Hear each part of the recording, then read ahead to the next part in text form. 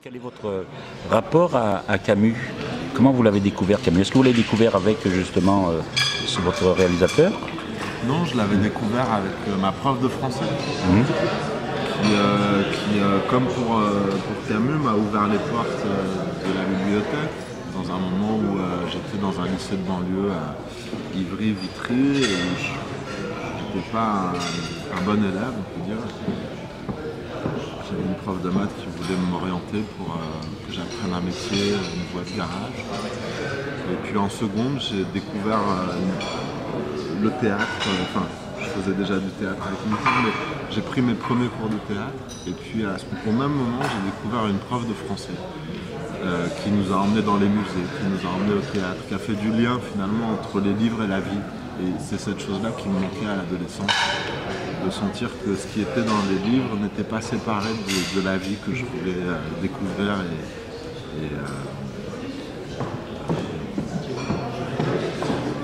Et vous avez tout lu Camus? Non, j'ai pas tout. Vous avez commencé par quoi?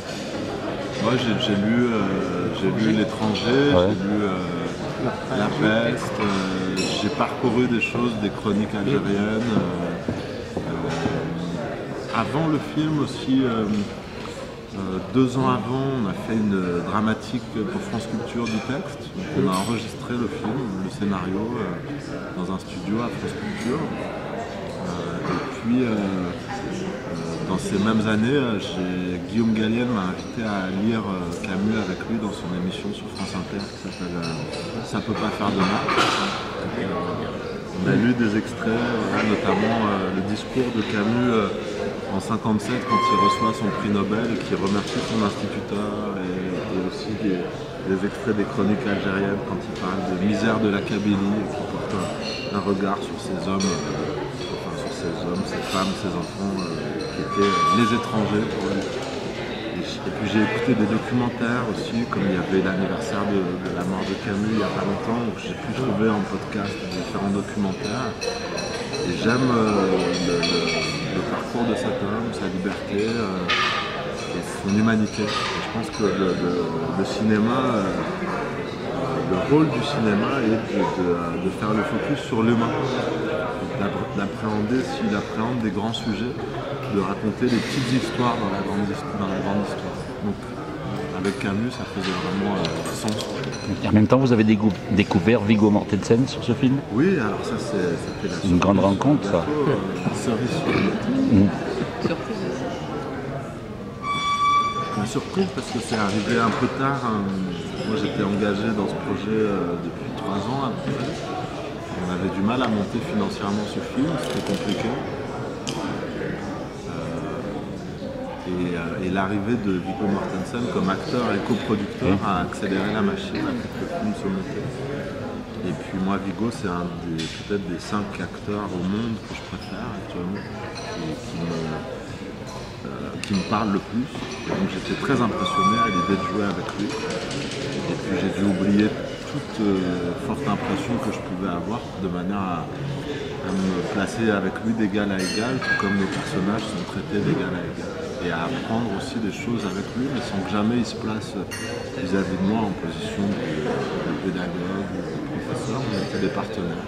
On est devenus amis, on a fait un beau voyage ensemble. Oui, ça fonctionne bien en plus.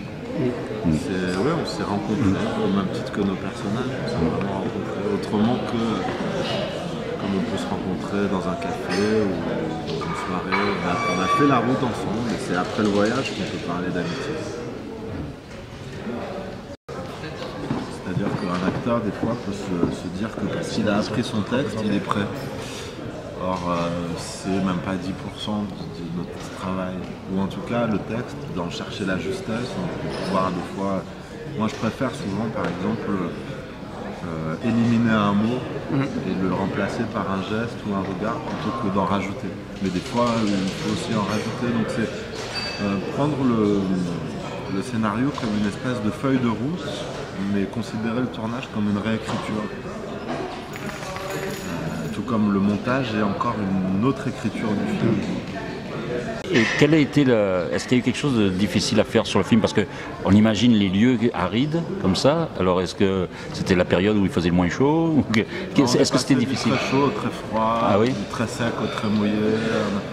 Mais bon, quand on parle des difficultés, il y a des gens qui payent pour faire ça. On est dans la place. Oui, mais est-ce que les conditions de tournage étaient vraiment des choses qui étaient vraiment très arides à supporter ou... Bah oui, mais c'était l'aventure, oui. quoi. Donc, ça faisait rentrer cette aventure avec toute l'équipe technique et tout le monde était parti pour ça. Je pense que c'est un métier d'aventure et quand on part pour ce genre de voyage, c'est aussi ce qu'on cherche.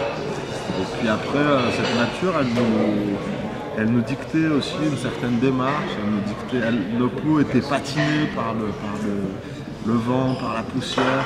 Et ça, ça vous porte plutôt que d'avoir à chercher dans votre imaginaire comment avoir froid, comment avoir chaud. Vous le vivez. Vous avez beaucoup marché parce que les plans de loin, on vous a pas, je suppose que vous a pas amené ni en hélicoptère ni en voiture. Donc il a fallu beaucoup escalader pour quelques plans. Oui. Mais sinon on a beaucoup marché, oui bien sûr, moi j'aime beaucoup marcher. Et pour la préparation du film, j'ai beaucoup marché avant aussi. Je cherchais à trouver la démarche de cet homme qui, quand on le découvre dans le film, il a peut-être marché pendant 3 jours sans dormir. C'est un homme qui n'est jamais passé enfant par la case poussette, qui marche depuis toujours, qui est paysan, qui marche. Moi qui vis à Paris, conduis ma voiture, il y avait aussi le regard, l'idée de trouver ce regard qui n'est jamais obstrué, le regard des gens qui ont l'horizon devant eux. Et voilà, je me souviens, on est arrivé une semaine en avance à Ouarzazate avec David Olofen et Vigo.